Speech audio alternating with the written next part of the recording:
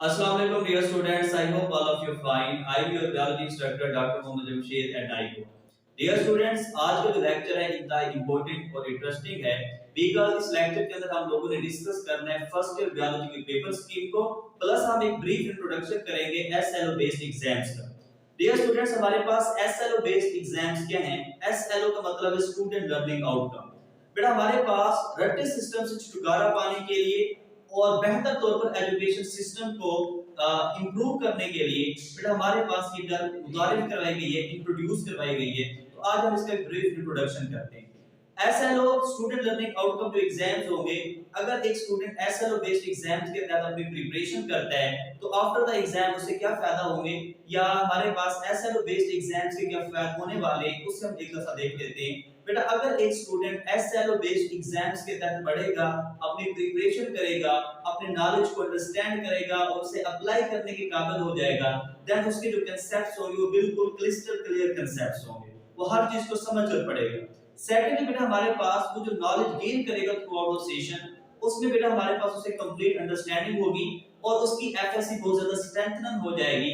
इसका मतलब ये है कि अगर एक बच्चा एफएससी एग्जाम पास करने के बाद किसी यूनिवर्सिटी में या मेडिकल कॉलेज में एडमिशन के लिए अप्लाई करता है तो हो सकता है कि आने वाले दिनों के अंदर जो एंट्री टेस्ट है या एंट्रेंस एग्जाम्स है डिफरेंट यूनिवर्सिटीज के वो खत्म हो जाए, क्योंकि अगर एसएलओ बेस्ड एग्जाम्स के तहत प्रिपरेशन हो जाती है या इंप्लीमेंट हो जाता है तो देन बेटा हमारे पास रट्टा सिस्टम खत्म हो जाएगा और जो चीजें यूनिवर्सिटी को या मेडिकल कॉलेज को स्टूडेंट के को असेस करने के लिए चाहिए वो सारी की सारी एफएससी के रिजल्ट कार्ड पर मौजूद होंगी।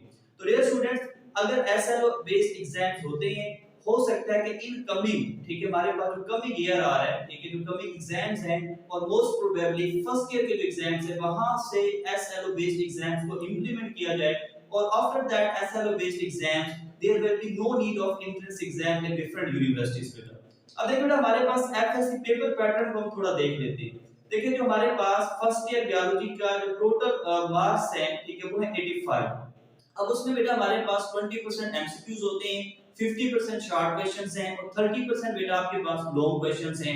अब देखिए बेटा हमारे पास बायोलॉजी इंटरमीडिएट पार्ट 1 की पेयरिंग स्कीम को भी हम देख लेते हैं कि कौन सा एमसीक्यूज कौन से यूनिट से आएगा, कौन सा शॉर्ट क्वेश्चन कौन से यूनिट से आने लगा है और कौन सा लॉन्ग क्वेश्चन किन के यूनिट से आएगा।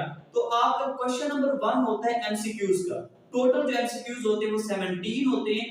अब बेटा हमारे पास फर्स्ट 9 यूनिट्स जो है आपकी फर्स्ट ईयर बायोलॉजी के प्लस बेटा 12 और 13, इन यूनिट्स में से आपके पास आते हैं एक एक एमसीक्यू, हर यूनिट में से एक एक एमसीक्यूज आएगा। तीन ऐसे यूनिट्स हैं जिनमें से दो दो एमसीक्यूज आती हैं, वो आपके पास 10 है, 11 एंड 14, इनमें से दो दो एमसीक्यूज आएंगे। अब नेक्स्ट बेटा हमारे पास देखिए क्वेश्चन नंबर 2 है, इसमें टोटल जो शॉर्ट क्वेश्चंस है वो 12 हैं। आपने जो अटेम्प्ट करने होते हैं वो 12 8 करने होते हैं। तो 12 में से 8 आपने क्या करने होते हैं बेटा, शॉर्ट क्वेश्चंस अटेम्प्ट करने होते हैं। आपने वो 8 क्वेश्चंस अटेम्प्ट करने हैं जो आपको बहुत अच्छे आते हैं। अब स्टूडेंट गलती कहां करता है, वो 12 के 12 अटेम्प्ट करना स्टार्ट कर देते हैं। इससे क्या होता है, बच्चे का टाइम वेस्ट होता है। वो समझता है कि अगर इसमें से मार्क्स कटेगा तो उसमें से मिल जाएगा। तो बेटा आपको जो बेस्ट, आपको कॉन्फिडेंट हो जिन क्वेश्चंस पर कि इनके आंसर अगर मैं लिखूंगा और इसमें से पूरे मार्क्स मिलने हैं, तो बेटा आपने उन 8 क्वेश्चंस को अटेम्प्ट करने हैं, ठीक है, जो आपको बहुत अच्छे आते हैं। अब देखिए चैप्टर 2 में से एक क्वेश्चन होगा, चैप्टर 3 में से 3 क्वेश्चंस होंगे, चैप्टर 8 में से 2 होंगे, 10 में से 4 शॉर्ट क्वेश्चंस हैं, 11 में बेटा हमारे पास है 2। नेक्स्ट बेटा हमारे पास देखिए क्वेश्चन नंबर 3। क्वेश्चन नंबर 3 के अंदर बेटा हमारे पास टोटल जो शॉर्ट क्वेश्चंस है 12 हैं। आपने अटेम्प्ट करने हैं 8 शॉर्ट क्वेश्चन जो आपको बहुत अच्छे आते हैं। अब इसमें चैप्टर 1 में 2 शॉर्ट क्वेश्चंस हैं, 4 में बेटा आपके पास 2 हैं, 7 में चैप्टर नंबर 7 जो है आपका वहां से 4 शॉर्ट क्वेश्चंस आएंगे, चैप्टर नंबर 9 में से 2 शॉर्ट क्वेश्चंस आएंगे और चैप्टर 14 में से आपके पास आएंगे बेटा 2 short questions. Next question number 4 है, यहां बेटा हमारे पास जो टोटल आपके पास होते हैं वो आई थिंक यहां मैंने गलती से 12 लिख दी है, आई थिंक 8 होते हैं और आपने अटेम्प्ट करने होते हैं बेटा 6 शॉर्ट क्वेश्चंस। तो देखिए बेटा हमारे पास चैप्टर 5 में से 2 शॉर्ट क्वेश्चंस होंगे, चैप्टर 6 में से बेटा आपके पास भी 2 शॉर्ट क्वेश्चंस होंगे, चैप्टर 12 में से 4 होंगे और चैप्टर 13 में से बेटा आपके पास होंगे 2 शॉर्ट क्वेश्चंस। नेक्स्ट बेटा अगर हम लॉन्ग क्वेश्चंस की तरफ आते हैं तो क्वेश्चन नंबर 5 आपका लॉन्ग होता है, क्वेश्चन नंबर 5 6 7 8 9, तो ये बेटा आपके पास है लॉन्ग क्वेश्चंस। अब आपने अटेम्प्ट करने होते हैं 3, तो बेटा आपको 3 पेयर करने होंगे। देखिए क्वेश्चन नंबर 5 के 2 पार्ट्स होंगे, ए एंड बी। ए हमारे पास जो पार्ट होगा वो आपके चैप्टर नंबर 1 से आएगा और जो बी पार्ट है वो चैप्टर नंबर 14 से आएगा। इसी तरह क्वेश्चन नंबर 6 की तरफ अगर हम जाते हैं तो बेटा हमारे पास क्वेश्चन नंबर 6 का जो ए पार्ट है वो चैप्टर 2 बायोलॉजिकल मॉलिक्यूल्स में से आएगा और चैप्टर 8 में से उसका बी पार्ट आएगा। इसी तरह क्वेश्चन नंबर 7 की तरफ अगर हम मूव करते हैं तो बेटा क्वेश्चन नंबर 7 का ए पार्ट आएगा चैप्टर 6 में से और बेटा इसका जो बी पार्ट आएगा वो आएगा चैप्टर नंबर 9 में से। नेक्स्ट बेटा हमारे पास क्वेश्चन नंबर 8 है। क्वेश्चन नंबर 8 का ए पार्ट 5 में से आएगा और क्वेश्चन नंबर 8 का जो बी पार्ट है वो आएगा 11 में से। और बेटा क्वेश्चन नंबर 9 में अगर देखें तो ए पार्ट चैप्टर 4 से आएगा और बी पार्ट बेटा हमारे पास कहां से आएगा चैप्टर नंबर 12 से। तो ये आपके बेटा लॉन्ग क्वेश्चंस हैं, आपने 3 अटेम्प्ट करने होते हैं। तो अगर आपने सिक्योर रहना तो एटलीस्ट 4 पेयर्स आपने अच्छे तरीके से करने हैं जो आपको अच्छे लगे। नेक्स्ट बेटा अगर हम एफएससी की पेपर वेटेज की बात करते हैं, ठीक है, तो एसएलओ बेस्ड एग्जाम्स में हुआ क्या बेसिकली। अब इन एग्जाम्स के तहत बेटा नॉलेज बेस्ड जो क्वेश्चंस हैं उनकी प्रोपोर्शन कम करके 50% कर देगी, ये पहले ज्यादा होती थी। और अंडरस्टैंडिंग बेस्ड जो क्वेश्चंस हैं, ठीक है, इनकी परसेंटेज 35% कर दी है और एप्लीकेशन जो बेस्ड क्वेश्चंस हैं इनकी जो हमारे पास परसेंटेज है वो 15%। अब देखिए बेटा हमारे पास ये जो एफएससी पेपर वेटेज को जो इंप्रूव किया गया है वो किस वजह से किया गया है, ताकि आप जो क्वेश्चन आप जो नॉलेज गेन करते हैं आप उसे अच्छी तरह अंडरस्टैंड कर लें, ठीक, और उस आप इतने काबिल हो जाएं कि आप उस नॉलेज को अपनी डेली लाइफ के अंदर या कहीं भी अप्लाई करने के काबिल हो जाएं। अब देखिए हमारे पास नॉलेज बेस्ड क्वेश्चंस क्या होंगे, अंडरस्टैंडिंग बेस्ड क्वेश्चंस क्या हैं और एप्लीकेशन बेस्ड क्वेश्चंस क्या हैं, इन्हें हम ब्रीफली देख लेते हैं बेटा। अब देखिए नॉलेज बेस्ड एमसीक्यूज कैसे है, अगर एमसीक्यूज की बात करूं तो कहेगा the branch of biology that deal with the study of bacteria. ये बिल्कुल आपकी टेक्स्ट बुक की लाइन है। तो ऑप्शन ए है बायोटेक्नोलॉजी, ऑप्शन बी है मैक्रोबायोलॉजी, ऑप्शन सी है पैरासाइटोलॉजी और ऑप्शन डी है बेटा ऑल। तो देखिए बेटा हमारे पास बैक्टीरिया की स्टडी देखिए कहलाएगी क्या, इन तमाम 4 आंसर ऑप्शंस में से जो मोस्ट, ठीक है, करेक्ट आंसर है वो आपके पास है मैक्रोबायोलॉजी, क्योंकि आपने पढ़ा है कि बैक्टीरिया मैक्रो ऑर्गेनिज्म है and study of macro organism is known as macrobiology. अब देखिए क्वेश्चन नंबर 2 में देखिए बिल्कुल सेम स्टेटमेंट है, ये अंडरस्टैंडिंग बेस्ड एमसीक्यूज होगा। The branch of biology that deal with the study of bacteria. अब आप ऑप्शन पर गौर करें, ए में आपके पास बायोटेक्नोलॉजी है, बी में आपके पास मैक्रोबायोलॉजी है, सी में पैरासाइटोलॉजी और डेल्टा आपके पास है बैक्टीरियोलॉजी।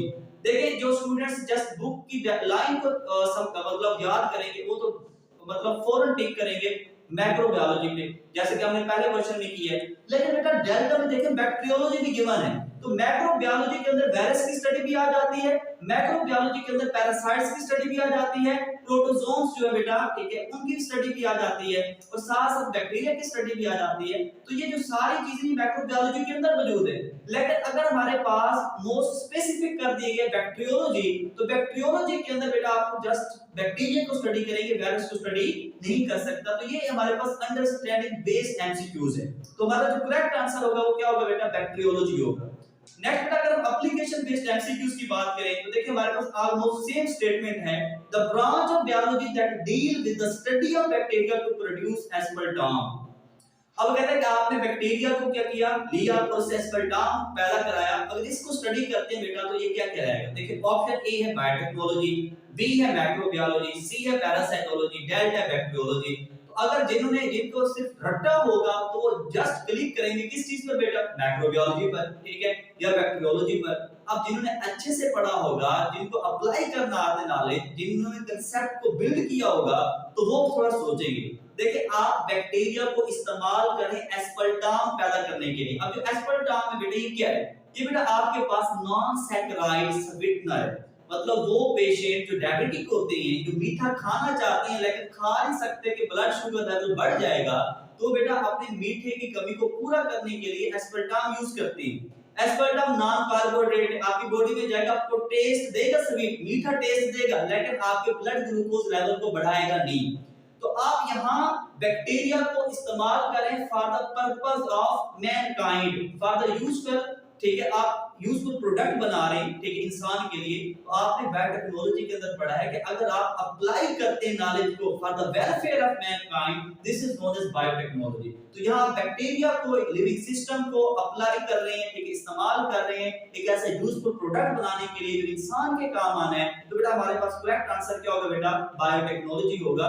तो मैंने यहाँ पर आपको कुछ कंसेप्ट दे दिया है कि नॉलेज बेस्ड एमसीक्यूज कैसे आ सकते हैं, अंडरस्टैंडिंग बेस्ड कैसे आ सकते हैं और एप्लीकेशन बेस्ड एमसीक्यूज कैसे आ सकते हैं। तो आपने अपनी प्रिपरेशन को ऐसे लेकर चलना है। तो इंशाल्लाह नेक्स्ट जो हमारे पास वीडियोस आएंगी उसके अंदर हमने आपको इंपॉर्टेंट एमसीक्यूज भी करवाने हैं कि आपके एग्जाम के हवाले से कौन से इंपॉर्टेंट एमसीक्यूज हैं। हमने आपको शॉर्ट क्वेश्चंस भी करवाने हैं, हम आपको इंपॉर्टेंट लॉन्ग क्वेश्चन भी बताएंगे कि अगर आप ये कर लेते हैं तो मुझे उम्मीद है कि आप 85/80 100% मार्क्स बायोलॉजी के अंदर ऑब्टेन कर सकते हैं। नेक्स्ट वीडियो तक बेटा दीजिए इजाजत। अल्लाह हाफ़िज़।